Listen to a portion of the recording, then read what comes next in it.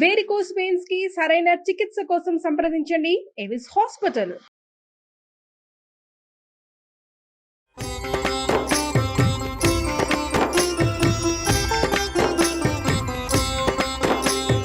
నమస్కారం. విష్ణు పురాణం తరువాయి భాగంలోకి వచ్చాం. ఈ విష్ణు సావర్ణి మన్వంతరం గురించి చెప్పారు. తర్వాత రుద్ర సావర్ణి మన్వంతరం అయ్యాక 13వ మనువు రేచుడు అనేవాడట. అందులో సుత్రాముడేమో ఇంద్రుడుగా ఉన్నాడు. ధర్మ సుధర్మాదులు దేవగణాలుగా, నిర్మోహకాదులు సప్తర్షులుగా, ఆదిత్యాదులు మనునందనులు ప్రభువులుగా, 14వ మన్వంతరం మందు సూచి అనేవాడు ఇంద్రుడు. ఈ విధంగా ఈ మనువులంతా ఈ ఇంద్రాదులు బ్రహ్మ యొక్క పగటి సమయంలో బాసిల్లుతూ ఉంటారు. 4 యుగాలు చెల్లగా ఇతర వేదాలు ప్రమాద స్థితిలో ఉండగా సప్తర్షులు వచ్చి వేదాంగాలను ప్రతిష్ఠించి సక్రమంగా నడిపిస్తారు. ఇట్లా చతుర్దశ మన్వంతరాలు, 14 మన్వంతరాలు, మనువుల సంధికాలాలు 1000 దివ్య యుగాలు.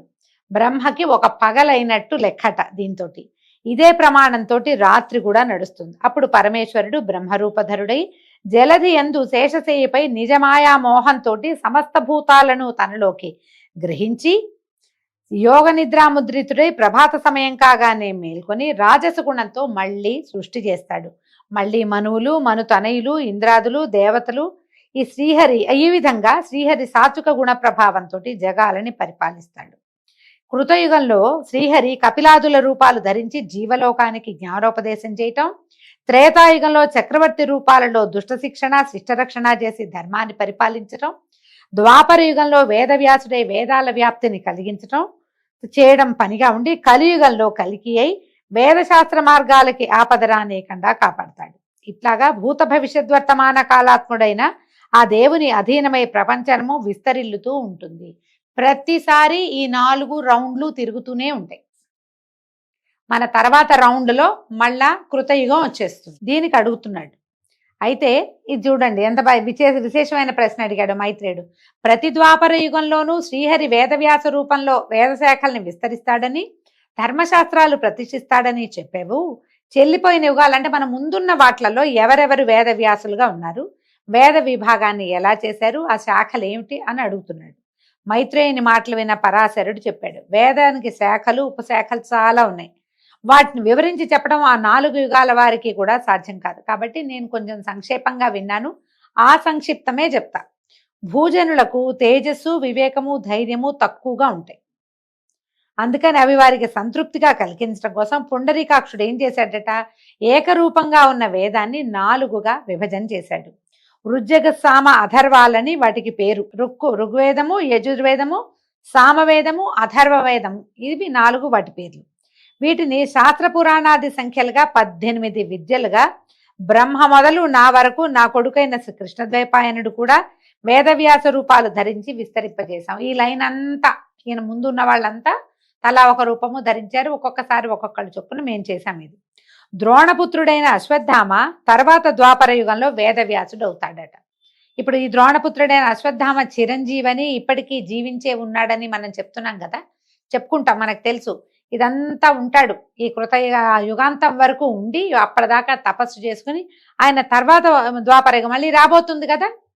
అప్పుడు అంటే ఇప్పటి నుంచి మొదలుపెట్టి ఈ ద్వాపరం నుంచి మొదలుపెట్టి తదుపరి ద్వాపరం వచ్చే వరకు ఈయన తపస్సులోనే ఉండి అప్పుడు వేదవ్యాసుడుగా అవుతాడట.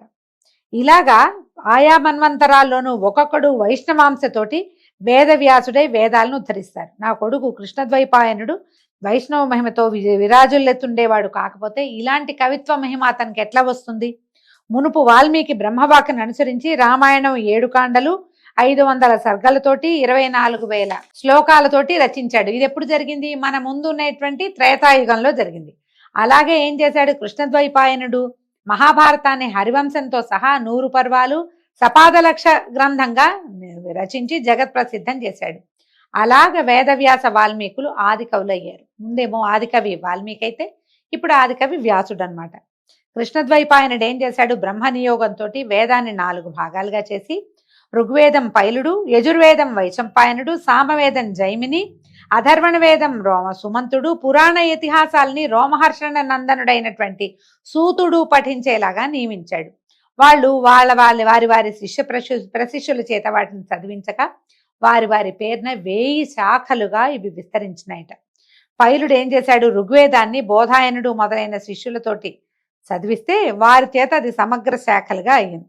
వైశంపాయనుడు ఋగ్వేదాన్ని 27 శాఖలుగా చేసి శిష్యులతో చదివిస్తే వాళ్ళు వాళ్ళ శిష్యులకి అనువైనట్టుగా పలు శాఖలుగా విస్తరించారు. వైశంపాయన శిష్యుల్లో ముఖ్యంగా చెప్పదగిన వాడు బ్రహ్మరాత ముని కుమారుడైనటువంటి యాజ్ఞవల్క్యుడు. విశిష్టమైన తపశక్తి కలిగినటువంటి బ్రహ్మణ్యుడు. ఆ విధంగా అతను గురుదేవుని దయకి ప్రేమకి పాత్రుడయ్యాడు. ఒకసారి యాజ్ఞవల్క్యుడు ఏం చేశాడట, వేదార్థ విచారణ జరుగుతుంటే అక్కడున్న మునులందరూ వినేటట్టుగా బిగ్గరగా చెప్పేట, 7 రాత్రులలో మా గురువు బ్రహ్మహత్య చేస్తాడు, దానివల్ల అతనికి వచ్చేటువంటి బ్రహ్మహత్య పాతకాన్ని నేను పోగొడతాను, నాకు అలాంటి మహిమ కలిగిన వాడని నేను అని ఘోషణగా పెద్దగా చెప్పాడట. ఆ మాటలు విని శిష్యుల వల్ల విన్నటువంటి వైశంపాయనుడు కోపం వచ్చినా కూడా నా మీద ఇతనికి ఎంతో భక్తిని శాంతించాడు. తర్వాత వేదాధ్యయనం యథాప్రకారం చేయిస్తూ వాని పెడసర్పం మాటలకు ఓరలేక ఒకసారి తన్నాడట. తన్నేసరికల్లా తన్ని ఇప్పుడు బ్రహ్మజ్ఞానం కలిగిన వాడిని తంతే అది కూడా బ్రహ్మహత్యా పాతకమే అవుతుంది, ఆ పాపం ఎలా పోతుందో చూడండి అని శిష్యులతో అనగా, అప్పుడు యాజ్ఞవల్క్యుడు అది పోగొట్టే శక్తి కలిగిన వాడిని నేనే, మీరు అలాంటి శక్తి కలిగిన వారా అని అనగా వైశంపాయనుడు కోపించి, ఏరా నా ముందు బ్రాహ్మణ నింద చేస్తున్నావా, ఏమిట్రా నీ గర్వం, నిన్ను చూస్తే కోపంగా ఉంది నాకు, నా ముందు ఉండకు, ఇప్పటి వరకు నేను చెప్పిన వేదమంతా ఇక్కడ కక్కి అంటే ఇక్కడ వామిట్ చేసుకుని వెళ్ళమన్నాడు, కక్కిపో అంటే యాజ్ఞవల్కుడు పాదాభివందనం చేసి, మీ అందు నేనెంత భక్తి కలిగిన వాడనో మీకు తెలుసు, నా మాట నా భక్తికి రూపం, అది గర్వం కాదు, క్షమించండి అన్నాడు. అయినా సరే ఆయన ఒప్పుకోలేదట వైశంపాయనుడు. దాంతో యాజ్ఞవల్కుడు ఏం చేశాడట, రక్తపు వాంతి చేసుకున్నాడు. మొత్తం తను చదువుకున్న వేదం అంతా కంఠంలో నుంచి బయటికి తప్పించేసి, నాభి దగ్గర ఉందట వేదం, అది మొత్తం బయటికి తెచ్చేసాట. వదిలేసి ఇంకో గురువు దగ్గరికి వెళ్ళి తన గురువు యొక్క హత్య పాతకం పోవడానికి వ్రతం చేసుకుంటున్నాడట. అయితే ఏమైంది, యాజ్ఞవల్కుడు కక్కిస్తున్నటువంటి ఈ రక్తం రూపంలో ఉన్న వేదాన్ని తిత్తిరి పక్షులు తినేసాయట. తింటే ఆ శాఖలకి తిత్తిరులు అనే పేరు వచ్చింది. అయితే యాజ్ఞవల్కుడే తిత్తిరి పక్షిగా ఈ వేదం కక్కినట్టు, అదే తైతీరియంగా పేరున్నట్టు కూడా ఒక ప్రసిద్ధమైన కథ ఉందట.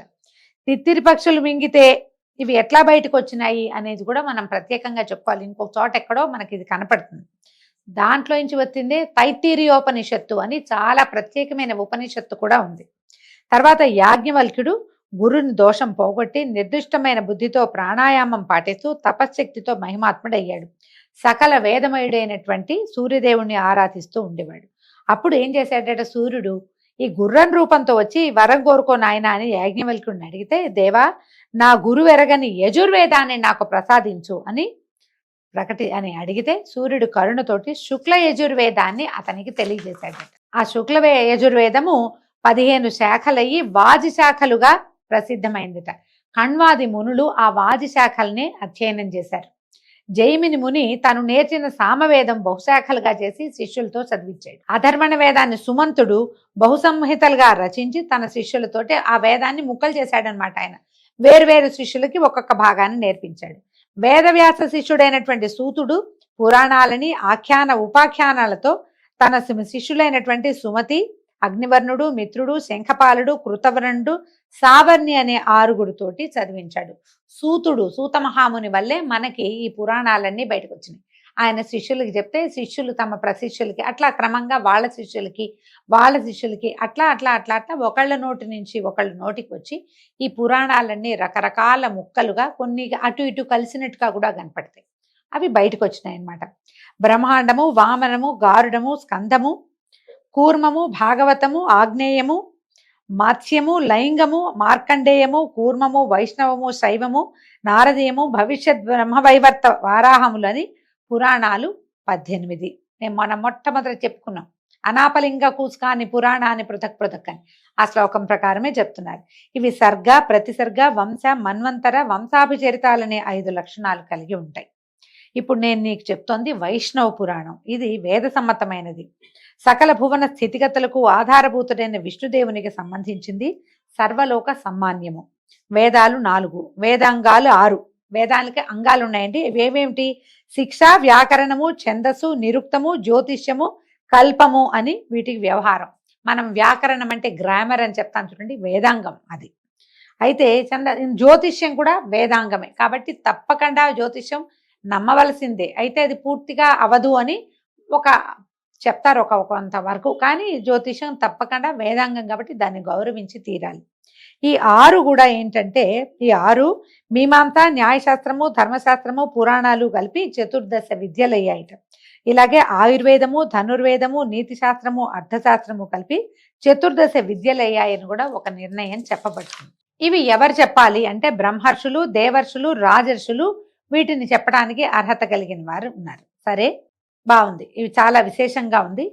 ఇంకా ఏమిటి, ఇంకేమేమి ఉన్నాయి అని అడిగితే అప్పుడు చెప్తున్నాడు అనమాట. ఇంకేమనంటే ప్రతి వాళ్ళు, ప్రతి జీవుడు కూడా కర్మబంధానికి కట్టుబడి మనం యముడి దగ్గర వివిధ శిక్షలు పొందుతూ ఉంటారు. ఆ యాతన రాని విధి, యమయాతనలు, నరక బాధలు లేని విధి ఏదైనా ఉన్నదా అని అడిగితే ఇప్పుడు చెప్తున్నారనమాట. ఒకప్పుడు కాళింగుడు అనే ముని నన్ను సేవిస్తూ ఉండేవాడు. అతని వినయము విధేయతలకి నేను సంతృప్తినుంది. మంత్రోదకంతో శిరస్సు స్పృశించి పూర్వజన్మ స్మృతిని కలిగించాను వాడికి. అప్పుడు ఆ కాళింగుడు నువ్వు అడిగినట్టే అడిగాడు. అతనికి ఏం చెప్పాను ఇప్పుడు నీకు చెప్తున్నాను అన్నాడు. పూర్వము నకులుడనే ముని నరకయాతనలతోటి సతమతమవుతున్న ప్రాణులన్నీ చూసి విచారించి సత్యలోకానికి వెళ్ళి జీవుల కర్మబంధ విషయం అడిగితే ఇప్పుడు పితామహుడు ఇట్లా చెప్పాడు. ఆ విషయం ఏంటంటే యమకింకర సంవాదం అట. యముడు కింకరుడు ఏం మాట్లాడుకున్నారో అది బ్రహ్మదేవుడు నకులుడనే మునికి చెప్తే అది నేను అతనికి కాళింగుడు అనే మునికి చెప్పాను, అదే నీకు చెప్తున్నాను అన్నాడు. ఎన్ని నోర్లు మారిందో చూడండి ఈ విషయం. తప్పప్పులని నిర్ణయించి ప్రాణుల ఆయు పరిమాణాన్ని అనుసరించి తీసుకురావడానికి పాశహస్తులైన కింకర్లు బయలుదేరగా వాళ్లలో నాయకుడైనటువంటి కింకరుణ్ణి లోపలికి పిలిచి యముడిట్టా చెప్పాడట. భూమిలో విష్ణు భక్తులైన వాళ్ళ గృహాలకి వెళ్ళకండి. వైష్ణవులు పావన జీవులు, వారికి ఏ పాపము అంటదు కనుక వాళ్ళు సర్వులకి మాన్యులు. పుండరీకాక్షుని రాజస గుణంతో సంభవించిన బ్రహ్మకు నేను అనువర్తిని. ఆయన చెప్పిన ప్రకారం ప్రాణులకి శిక్షలు విధిస్తాను. కానీ వైష్ణవులు మాత్రం నాకు అజేయులు, వాళ్ళ ఇళ్ళకి నువ్వు వెళ్ళొద్దు. చిన్న చిన్న కింకర్లు చాలా మంది ఉంటారు, ఓ గుంపంతా బయలుదేరుతుంది, మిగిలిన వాళ్ళని పంపద్దన్నాడు అని చెప్పగా ఇప్పుడు బాబు ఈయన అడిగాడట కింకరుడు, ప్రభు ఆ వైష్ణవుల వేషభాషలు, ప్రవర్తన, గుణగణాలు ఏమిటో నాకు చెప్పమంటే ఈయన చెప్పాడు.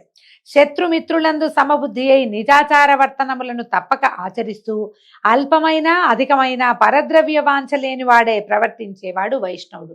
బొట్టు పెట్టుకుంటే కాదండి, శంఖచక్రాలు భుజాల మీద ధరించి స్వరూపాన్ని ధరించి విష్ణు స్వరూపాన్ని ధరించిన వాడినే వైష్ణవుడు అనటానికి కుదరదు. మనకి పురాణం ప్రకారం ఏంటంటే వాళ్ళకి తరతమ భేదం లేకుండా ఉండేవాడు. తను చేయవలసిన ఆచారాన్ని తప్పకుండా చేసేవాడిని వైష్ణవుడు అంటారు. మనం బొట్టు పెట్టుకున్నా సదాచార సంపన్నులమైనా కూడా తారతమ్య బుద్ధి కలిగిన వాడిని వైష్ణవుడుగా యమకింకర్లు ప్రవర్తించరు. వాళ్ళు ప్రవర్తించేది ఇలాగా. తనకు కలిగిన దుఃఖానికి దిగజారక ముప్పొద్దులా పుండరీకాక్షుణ్ణి త్రికరణ శుద్ధిగా ఆచరించే భక్తిమంతుడైన వాడు వైష్ణవుడు. స్ఫటికంలాగా నిర్మల తేజోమూర్తి అయినటువంటి విష్ణువెక్కడ, మత్సర దోష దూషితులైన మానవులెక్కడ, మాత్సర్యాది దుర్గుణాలు లేక సర్వమిత్ర బుద్ధితోటి మృదుమధుర వాక్కులై ప్రవర్తించే వారి హృదయాలలోనే ఈ విష్ణువు ఉంటాడు. బలిష్టమైన చెట్టు పెరగడానికి మూలం సరసమైన భూమి. భూమికి బలం ఉంటే చెట్టు బాగా పెరుగుతుంది. పురుషుడు సౌమ్యుడై విలసిల్లటానికి ఆధారం హరి కరుణ. విష్ణువు యొక్క కృప ఉన్నవాడే సౌమ్యుడుగా ఉంటాడు.